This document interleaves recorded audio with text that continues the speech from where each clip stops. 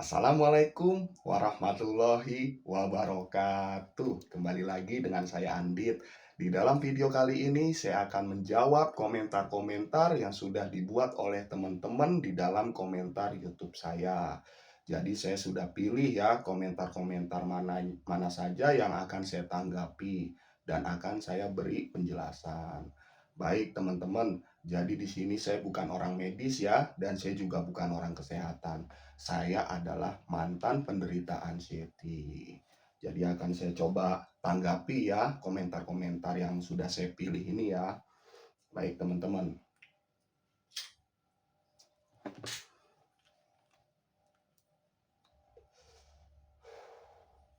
Komentar yang pertama dari Deo Yeyah. Teknik memakan pantangan GERD gimana caranya Bang? Mohon dibantu ya. Teknik memakan pantangan. Gimana caranya ya? Karena kenapa bisa timbul pertanyaan ini? Karena saya selalu mengatakan di dalam video YouTube saya bahwa anxiety itu tidak ada pantangan ya. Makanya wajar dia bertanya seperti ini.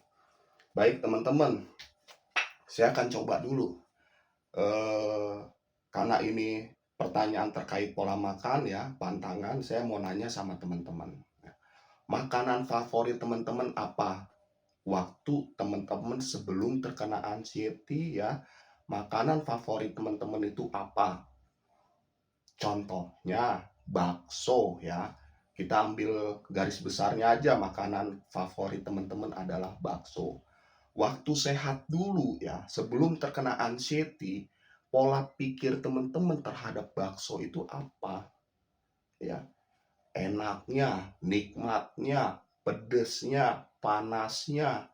Ya, teman-teman pada saat mau makan bakso yang dipikirin enak, pedes, panas, ya kan, nikmatnya. Tapi setelah kena anxiety, ya, teman-teman mau makan bakso yang dipikirin apa?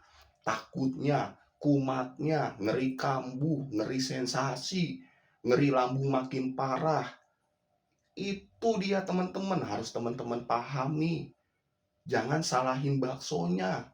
Tapi yang harus teman-teman salahkan adalah pola mindset pikiran teman-teman terhadap makanan yang mau teman-teman makan. Itu dia teman-teman ya. Jadi memang di sini namanya orang anxiety itu kan kecemasan.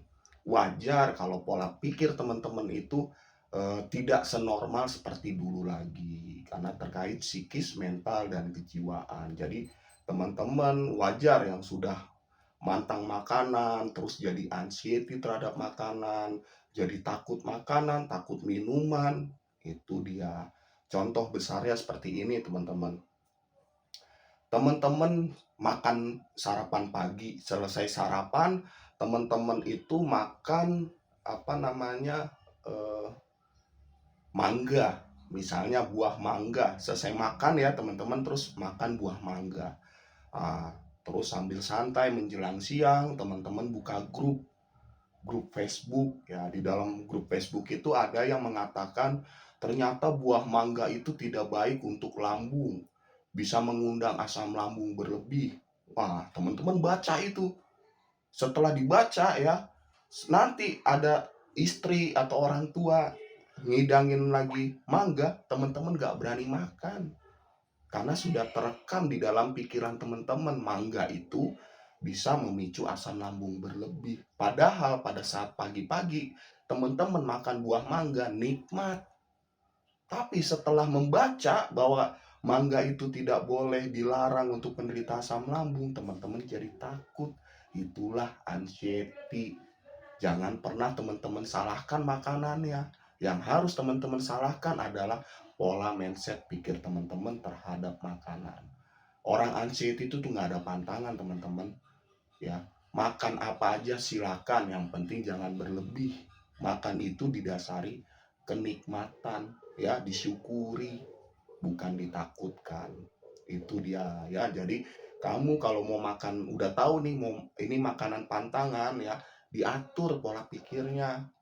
Udah, yang jelek-jelek kamu alihkan pikirannya. Ya, aduh nanti takut kumat, aduh nanti kambuh, aduh nanti sensasi, itu dihilangkan. udah kamu mencoba untuk menikmati makanannya. Setelah makanan habis, teman-teman mikirnya jangan mikirin sensasi, jangan mikirin yang aneh-aneh. Udah, biarin aja. Walaupun teman-teman habis makan pantangan, tiba-tiba sensasi muncul, udah bodo amat, cuekin aja. Jangan malah teman-teman setelah sensasi muncul, teman-teman menyalahkan makanannya. Jangan, ya.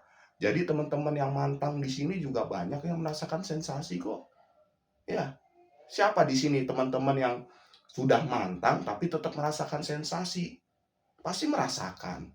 Itu dia ya, jadi jangan salahin makanannya. Baik, komentar yang kedua akan saya tanggapi ya. Ya, komentar yang kedua dari user. Salam Bang dari Medan. Kok sulit sekali sih Bang melawannya? Ya, jadi memang sulit ya teman-teman untuk bisa sembuh dari yang namanya anxiety itu sulit banget. Sulit. Itu dia. Tapi bukan berarti kita tidak bisa sembuh. Bisa. Dan sudah banyak sekali yang sudah sembuh dari yang namanya anxiety itu sudah banyak banget gitu. Tapi untuk menuju kesembuhan itu butuh proses, tidak ada yang namanya instan. Semua butuh proses dan waktu, butuh kesabaran dan butuh komitmen yang tinggi ya. Jadi nggak gampang ngeluh, nggak gampang nyerah ya, harus bangkit terus. Jangan putus asa. Karena kalau penyakit anxiety itu memang menginginkan para penderita itu selalu mengeluh ya, selalu meratapi. Itu dia, makanya jangan mau diikuti apa yang keinginannya anxiety itu, jangan mau diikuti. Teman-teman harus bisa lawan. Itu dia, pasti nanti akan sembuh kok teman-teman seiring waktu ya. Yang penting teman-teman mau praktek ya, menghadapi anxiety, kalahkan anxiety-mu. Itu dia. Baik, komentar yang ketiga dari Trianawati. Bener banget Mas, sampai lupa rasanya jadi orang normal gara-gara nih penyakit aneh ya.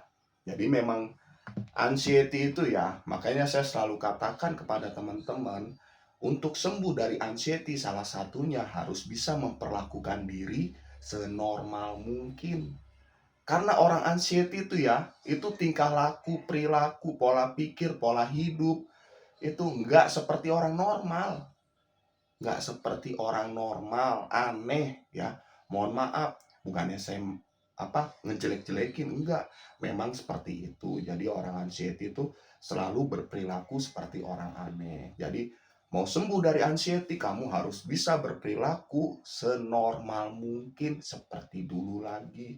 Dari pola pikirnya senormal mungkin, dari pola makan senormal mungkin, dari pola hidup senormal mungkin ya, tingkah laku perilaku senormal mungkin ya.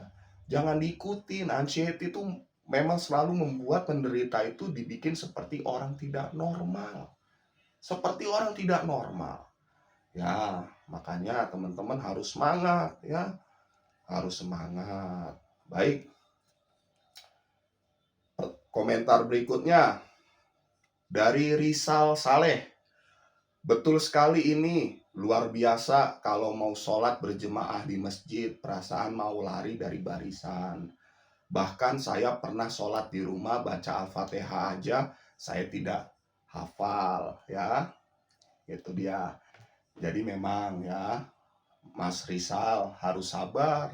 Artinya gimana? Obatnya apa Mas Rizal? Biar kamu bisa berani lagi sholat berjemaah di masjid, apa obatnya?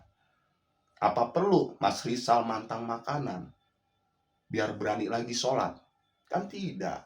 Apa perlu minum herbal biar berani sholat berjemaah di masjid? Kan tidak. Apa perlu minum obat biar berani ke sholat ke masjid? Kan tidak. Apa perlu minum obat penenang biar berani sholat ke masjid? Kan tidak. Obatnya adalah dirimu sendiri. Buktikan ke diri kamu, praktek kamu sholat sana. Pada saat kamu sholat ya, kamu dihantui cemas, gelisah, panik, dihantui sensasi. Nah, kamu harus bisa menghadapi. Ya, kamu harus bertahan di sana. Hadapi itu. Itu dia Mas Rizal. Ya, nggak sekali dua kali kamu ke masjid langsung sembuh, enggak, berkali-kali. Sampai kapan Mas Adit? Sampai kamu bisa kalahkan rasa takutmu. Sampai kamu sholat bisa khusyuk, bisa tenang. Itu dia. Itu cuma ilusi, hayalan, pikiranmu aja yang menakut-nakuti dirimu. Kamu nggak akan kenapa-napa dan tidak akan terjadi apa-apa. Ya, ayo mas, semangat. Jangan mau kalah sama anxiety. Praktek, kunci kesembuhan adalah praktek. Kalahkan rasa takutmu. Karena itu semua hanya ilusi dan hayalan. Pikiran yang menakut-nakuti diri kita sendiri. Ya, semangat Mas Rizal. Jangan mau kalah terus sama anxiety ya. Karena anxiety memang maunya seperti Mas Rizal ini, maunya di rumah terus, nggak bisa kemana-mana. Dibikin menderita, dibikin sengsara. Itu, semangat.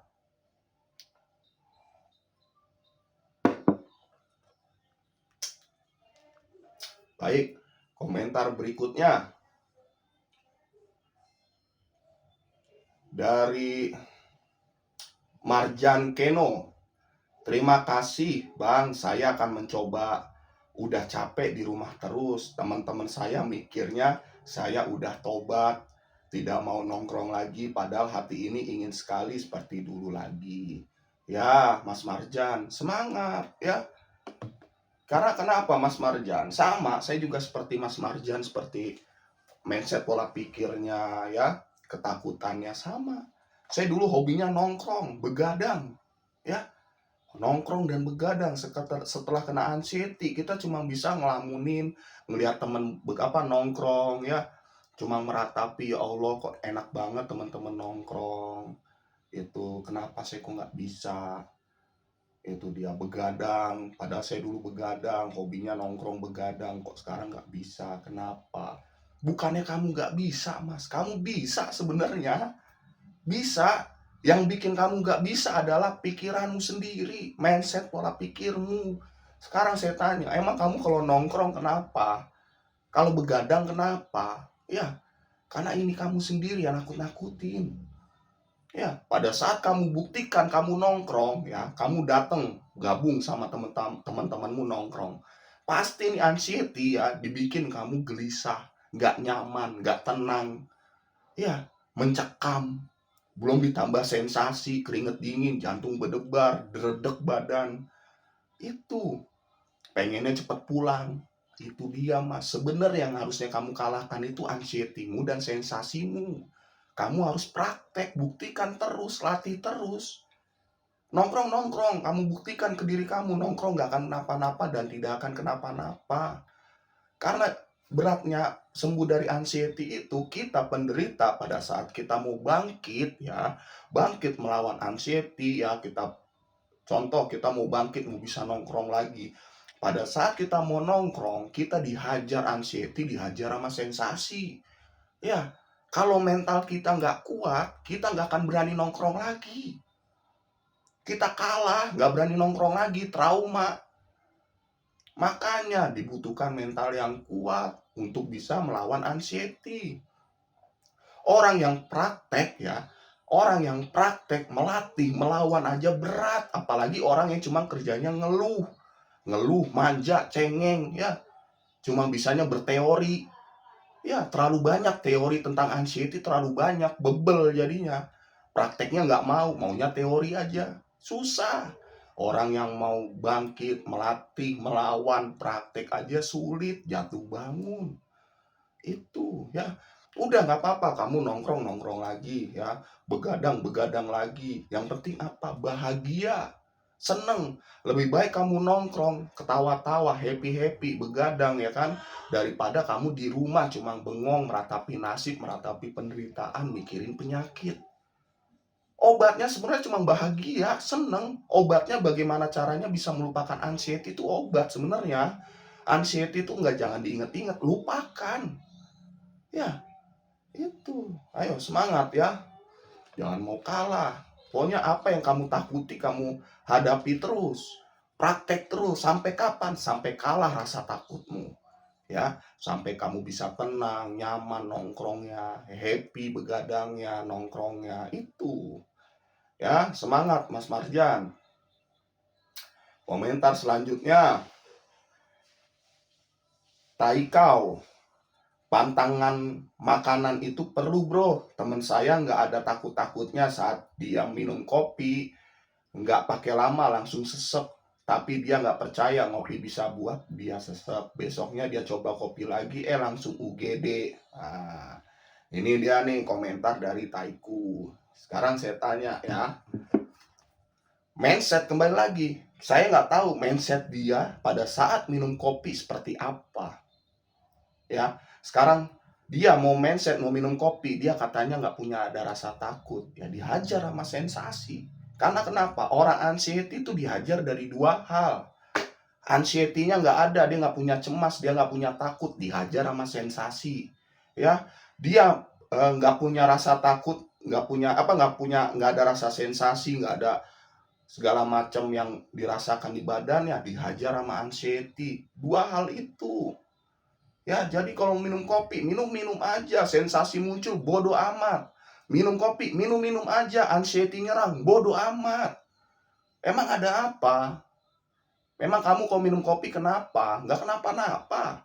Kamu minum air putih aja, kamu tetap dihajar sama anxiety, tetap dihajar sama sensasi. Itu. Karena banyak orang yang salah paham ya, orang anxiety salah paham. Dia menyalahkan makanan, dia menyalahkan minuman, dia beranggapan asam lambung dia berlebih disebabkan dari makanan dan minuman. Padahal tidak. Asam lambung yang berlebih orang anxiety itu, asam lambungnya berlebih disebabkan dari cemasnya. Itu. Ya. Terus kenapa? Contoh ya, orang yang tidak punya anxiety ya, dia tidak punya anxiety pada saat dia minum kopi, dia nyesek ya. Nyeseknya dia itu atau asam lambung berlebih yang disebabkan dari kopinya, tapi bukan dari cemasnya. Setelah dia berhenti minum kopi ya, mantang dulu sehari dua hari, udah enakan ngopi lagi, nggak kenapa-napa. Nggak kenapa-napa, karena asam lambung yang orang tanpa anxiety ya, yang tidak ada cemasnya, itu asam lambung berlebihnya banyak faktor. Dari makanan bisa, dari minuman bisa. Tapi cepat sembuhnya. Beda dengan orang anxiety. Asam lambungnya sudah mutlak disebabkan dari cemasnya. Makanya banyak orang yang susah sembuh dari anxiety. Dia anxiety, tapi cara pengobatannya seperti orang sakit yang sakit lambung tanpa kecemasan itu ya nggak apa-apa. Jadi gini loh, kamu mau makan mau minum apapun ada sensasi, bodoh amat. Besokannya makan lagi minum lagi ada sensasi, bodoh amat. Nggak kenapa-napa, percaya sama saya bisa ngomong kayak gini karena saya sudah buktikan, saya sudah praktekkan, buktikan. Makanya saya berani berbicara seperti ini karena dari pengalaman pribadi saya. Itu, ya. Karena benar-benar teman-teman, mantang makanan itu bukan bukan cara kita untuk mengobati anxiety, bukan. Malah mantang makanan, mantang minuman bikin kita penderita anxiety semakin sengsara hidupnya, semakin menderita. Sedangkan obatnya adalah bahagia, nikmat, bersyukur, itu. Ya, itu dia. Semangat dong. Ya, kalau tetap ada yang bicara, perlu mantang makanan, perlu mantang minuman, perlu ya. Saya enakan badan saya setelah mantang makanan, enak badannya setelah mantang makanan, saya sembuh dari anxiety. Ya, coba orangnya kayak gitu ajak ya. Ajak begadang, ajak pergi, nginep, ajak makannya di tempat nasi Padang. Bingung dia mau makan apa. Itu nggak normal. Itu karena orang yang apa namanya, yang pantang makanan, dia bermindsetnya sembuh dari anxiety itu beracuan tidak merasakan sensasi. Ya, orang yang pantang makanan dia beranggapan sembuh dari anxiety tidak merasakan sensasi. Salah. Mau sembuh dari anxiety itu terkait hati dan pikiran. Terkait hati dan pikiran. Saya ini yang udah sembuh ya, kalau minum kopi, kalau sebelum makan, minum kopi sebelum makan ya kembung. Itu dia. Sensasi saya rasakan kembung, tapi anxiety enggak, normal. Cemas enggak, itu loh. Ya, teman-teman harus paham dan mengerti. Sembuh dari anxiety bukan berpantokan dari sensasi, tapi dari hati dan pikiran. Itu dia ya. Gak apa-apa, silakan. Bagi teman-teman yang berprinsip beranggapan sembuh dari anxiety dengan cara mantang makanan, silahkan. Silahkan ya, kalian obati lambung kalian. Kalau emang kalian beranggapan lambung yang harus diobatin biar sembuh dari anxiety, silakan ya. Itu artinya teman-teman hanya menunda untuk bisa sembuh dari anxiety. Itu dia. Karena sembuh dari anxiety ya bukan lambung yang diobatin, tapi anxiety kita yang kita harus obati terkait psikis, mental, dan kejiwaan. Karena orang anxiety ya bermindset terhadap makanan dan minuman itu berpikirnya sudah berbeda, pola pikirnya tidak seperti dulu lagi. Itu dia. Baik, komentar berikutnya.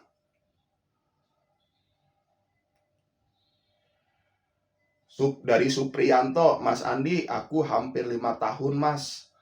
Cemas, sensasi juga, rasakan panik kalau udah sensasi Mas Andi. Nah itu dia ya Mas Supriyanto, kamu sudah 5 tahun ya. Kamu harus paham, harus mengerti ya. Jangan mau ikuti apa maunya anxiety.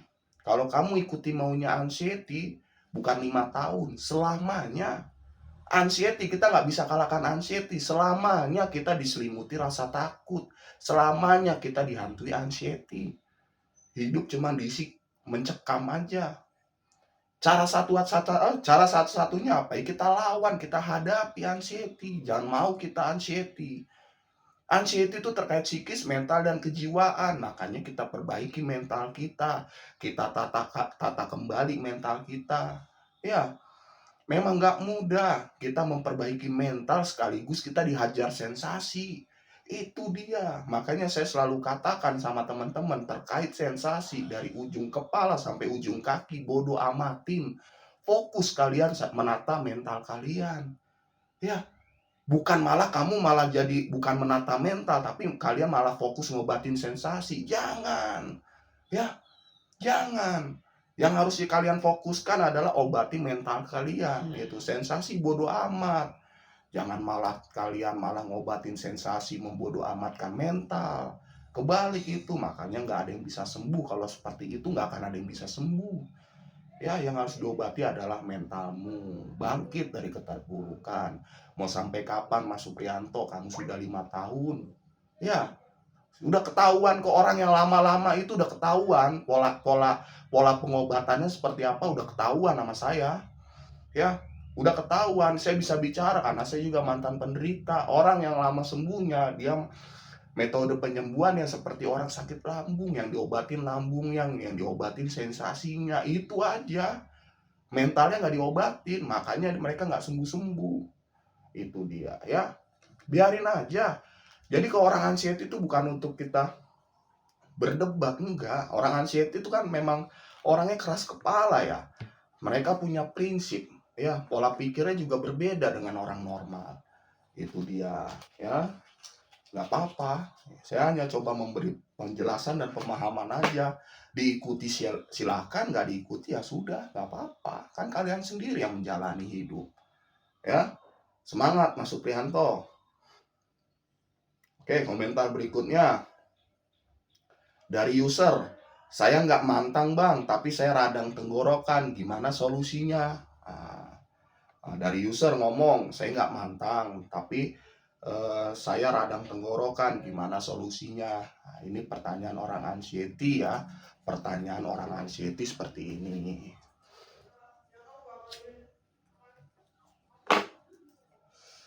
Karena kenapa mas? Coba saya bisa bicara kenapa ini pertanyaan orang anxiety. Jadi ini pertanyaan orang cemas, orang bingung itu loh. Sekarang gini, dulu waktu kamu sehat dulu, waktu kalian normal dulu ya, pernah tidak merasakan sensasi? Pasti kan pernah. Kayak diare, batuk, pilek, demam, riang, sakit gigi, kan pernah semua. Dan teman-teman cemas nggak? Enggak kan? Takut nggak? Enggak. Tapi setelah kena anxiety ya, kayak demam, riang, diare, batuk, radang tenggorokan, jadi takut, jadi cemas. Itu dia. Padahal sensasinya sepele, tapi dibesar-besarkan sama anxiety-nya. Akhirnya apa? Dia fokus ngobatin sensasinya. Bukan malah dia fokus ngobatin mentalnya yang harusnya dibodo amatin, jangan dipikirin, jangan dicemasin. Tapi malah dia cemas. Cemas sama radang tenggorokannya, takut sama radang tenggorokannya, bagaimana cara ngobatin radang tenggorokannya. Itu padahal masalah sepele, tapi dibesar-besarkan. Itulah anxiety. Makanya bagi teman-teman yang masih membahas sensasi, itu jauh dari kata kesembuhan. Orang yang masih membahas sensasi, "Mas, saya merasakan sensasi ini, bagaimana cara ngobatinnya? Mas, Mas Andi dulu merasakan nggak sensasi ini? Mas, ini apakah sensasi salah satu dari asam lambung? Bukan." Nah, orang yang kayak gitu tuh jauh kata kesembuhan. Karena sensasi itu tugasnya muncul dan dirasakan oleh penderita agar teman-teman itu cemas, panik, takut, gelisah. Nah, cemas, panik, takut, gelisah itu menyebabkan asam lambung kamu yang berlebih. Mau sampai kapan teman-teman dikerjai sama sensasi? Mau sampai kapan? Hmm? Ayo dong, semangat dong teman-teman. Sebenarnya radang tenggorokan hal sepele, kamu tinggal minum obat aja sembuh. Terus, tapi saya udah minum obat mas, nggak bisa sembuh ya karena cemasmu. Orang yang sakit asam lambung ya, terus dia sakit radang tenggorokan, minum obat sembuh. Tapi kalau orang anxiety minum obat, belum tentu sembuh. Karena kenapa? Anxiety mulai ini yang bikin kamu sulit untuk bisa sembuh. Oke, anggap aja sensasi A-nya sembuh, akan muncul sensasi B. Sensasi B sembuh, akan muncul sensasi C. Dan seperti itu. Dan akhirnya teman-teman penderita anxiety dibikin sama anxiety untuk fokus menyembuhkan sensasi, bukan fokus menyembuhkan anxiety. Itulah dia, ya. Makanya banyak teman-teman penderita anxiety yang sulit untuk sembuh bagi teman-teman yang hanya manja mengeluhkan sensasi. Semangat! Jadi solusinya terkait sensasi, bodo amat, jangan dipikirin, cuekin, sensasi itu dinikmatin, ya. Saya paham kalian merasakan sensasi, tapi dinikmatin walaupun tidak enak, itu, ya. Semangat teman-teman. Komentar berikutnya,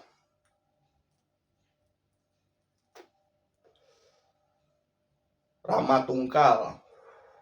Betul mas, waktu nonton video mas langsung menyala. Tapi habis itu langsung down lagi. Kadang-kadang lucu ini penyakit, tapi kadang-kadang takut juga dengan sensasinya. Nah itu dia, orang anxiety ya. Nonton video penyemangat, dia langsung semangat. Tapi sekian menit, sekian jam, down lagi. Nanti dia harus nonton lagi, baru semangat. Itu, karena kenapa? Dia tidak merekam, ya. Dia tidak merekam di alam bawah sadarnya. Itu harus nonton baru dia bisa semangat, tapi nggak diingat, nggak direkam, nggak dipahami. Itu harus paham, harus mengerti, harus direkam di alam bawah sadarmu. Ayo, itu loh. Udah, ini mah terkait mental. Percaya mas saya, anxiety itu terkait mental. Teman-teman harus bisa sembuh dari anxiety, perbaiki mentalmu. Ya, kadang-kadang lucu juga penyakit ini. Ya memang lucu. Orang anxiety itu tingkah lakunya lucu-lucu, aneh-aneh, pola pikirnya juga lucu-lucu. Ya, lucu dengan keras kepala, ya seimbang, ya seimbang. Karena orang anxiety itu udah di lain keras kepalanya, nah, keras kepalanya itu lucu buat kita yang orang normal. Itu semangat ya. Ayo, udah untuk masalah sensasi bodo amatin. Masalah anxiety dilatih pengalihan, ya. Semangat, Mas, ya. Komentar berikutnya dari Ahna Virus. Betul banget, Mas. Saya juga begitu yang diobatin lambungnya. Padahal kata dokter, putus anxiety-nya maka lambung akan normal. Begitu, tapi kok susah ini pikiran negatif melulu katanya. Nah, itu dokter loh ya yang ngomong. Ya, emang pada dasarnya seperti itu. Kamu mau sembuh ya, yang diobati adalah anxiety-nya, bukan lambungnya. Karena asam lambung teman-teman berlebih disebabkan oleh anxiety-mu. Ya, teman-teman harus bisa membedakan asam lambung tanpa kecemasan dengan asam lambung yang disertai kecemasan. Untuk orang anxiety ya, dia fokus berobat ya, untuk mengobati lambungnya nggak akan bisa. Makanya banyak teman-teman yang sudah berobat diarahkan ya atau dirujuk ke bagian psikiater atau bisa disebut ke bagian kejiwaan. Karena apa? Emang harus diperbaiki dulu kejiwaanmu. Itu. Cuma saya hanya di sini saya hanya menjelaskan kepada teman-teman cara saya bisa sembuh dari anxiety bukan dengan cara obat, bukan. Karena bisa kok kita obati dengan diri kita sendiri, bisa kok. Yang bisa bikin tenang siapa? Kita sendiri. Yang bisa bikin panik siapa? Kita sendiri. Iya, obatnya artinya apa? Diri kita sendiri. Ya, makanya dibutuhkan mental yang kuat, tekad yang kuat, niat yang kuat. Itu. Udah, teman-teman yang masih masa-masa pencarian, masa-masa kepo, penasaran, biarin saja. Ya, nanti dia kalau udah capek baru dia sadar. Dan akhirnya setelah dia udah capek, sudah putus asa, mau tidak mau, suka tidak suka, harus bertarung dengan dirinya sendiri. Ya, makanya saya bilang, orang yang masih fokus ngobatin lambung, masih fokus ngobatin sensasi, itu hanya menunda-nunda kesembuhan. Ya, menunda-nunda saja, dia hanya mengulur-ngulur waktu aja. Karena mau sembuh dari anxiety, kita harus bertarung dengan diri kita sendiri. Kalahkan rasa takut kita. Itu, bodoh amatkan sensasi. Itu dia, ya. Biarin saja orang yang masih keras kepala, biarin aja. Mereka hanya menunda-nunda, mengulur-ngulur waktu. Mau tidak mau, dia ujung-ujungnya akan bertarung dengan dirinya sendiri. Ya mungkin 5 tahun kemudian atau 10 tahun kemudian baru mereka bertarung. Biarin aja. Menurut dia mungkin 5 tahun 10 tahun waktu yang sebentar mungkin ya. Itu dia. Saya selalu coba menyemangati, tapi kalau tidak seperti ini caranya teman-teman bagaimana mau semangat? Ya, itu dia. Nanya masalah sensasi, nanya masalah anxiety tanpa disadari udah setahun. Ya, mencari-cari obat, mencari ini, tahu-tahu udah 2 tahun. Masih kepo lagi, masih bingung lagi, tahu-tahu udah 3 tahun. Ya, nggak terasa, tahu-tahu udah 5 tahun. Nggak terasa, tahu-tahu udah 10 tahun. Itu, ya, semangat dong. Kalau mau sembuh, dilawan anxiety-nya. Baik, komentar berikutnya. Dari user, Bang Andit. Tapi perasaan itu nyata kita hadapi bang, seperti keleyengan, mata buram, badan goyang, kayak mau roboh, badan dingin, leher tegang, kepala berat, kayak mau pingsan, pokoknya ndak bisa diceritakan bang. Takut semakin dilawan semakin menjadi sensasinya. Tiada kata yang indah selain nangis, kapan sembuh udah 4 tahun. Itu dia. Kenapa saya bisa katakan nih user 4 tahun nih, pasti itu user 4 tahun dia masih terbelenggu terkait sensasi ya. Dia masih terbelenggu dengan sensasinya. Dia belum bisa membodoh amatkan sensasi ya. Dia masih takut sama sensasi. Tuh makanya lama sampai 4 tahun ya. Mas user, kamu kalau mau sembuh ya atau kamu mau merasakan hidupmu lebih enak, kamu harus bisa membodoh amatkan sensasi yang kamu rasakan. Itu bodoh amatin aja sensasi. Sensasi itu kamu nikmatin. Yang kamu lawan itu adalah cemasmu, takutmu ya. Saya maksud cemas takut itu terkait sensasi. Contoh kamu mata burem ya kan. Oh, kamu merasa rasa nih. Aduh, mata saya burem ini kemana. Akhirnya kamu jadi cemas sama mata burem. Kamu jadi takut, jadi gelisah, jadi panik. Itu dia. Yang seharusnya mata burem ya biarin aja.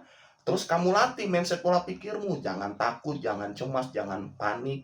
Itu yang benar. Ya, karena sensasi itu muncul dan dirasakan oleh penderita agar teman-teman cemas, panik, takut dan akhirnya asam lambung berlebih. Bagaimana teman-teman mau sembuh?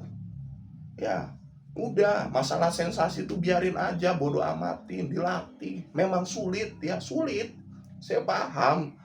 Sulit membodoh amatkan sensasi itu sulit, tapi kamu mau tidak mau, suka atau tidak suka, memang harus membodoh amatkan sensasi. Itu dia. Semangat, kamu udah 4 tahun loh, Mas. Ya, semangat ya. Baik. Sementara komentar yang saya bacakan cukup ya. Ya mohon maaf kalau ada kata-kata saya yang menyinggung, menyakiti teman-teman, tidak. Niat saya tidak untuk menyakiti teman-teman, tidak. Niat saya untuk membuka pemahaman dan pemikiran teman-teman terkait anxiety. Apa sih yang harusnya diobati? Bagaimana sih cara sembuhnya? Itu ya. Semangat teman-teman, jangan pernah mau mengeluh karena ngeluh itu emang keinginannya anxiety ya. Keinginan teman-teman di sini tuh agar bisa sembuh dari anxiety. Kalau mau sembuh harus semangat, tekad yang tinggi, niat yang tinggi ya. Mohon maaf kalau ada kata-kata saya yang salah di dalam video kali ini. Video kali ini saya akhiri. Wabillahi taufik walhidayah. Wassalamualaikum warahmatullahi wabarakatuh.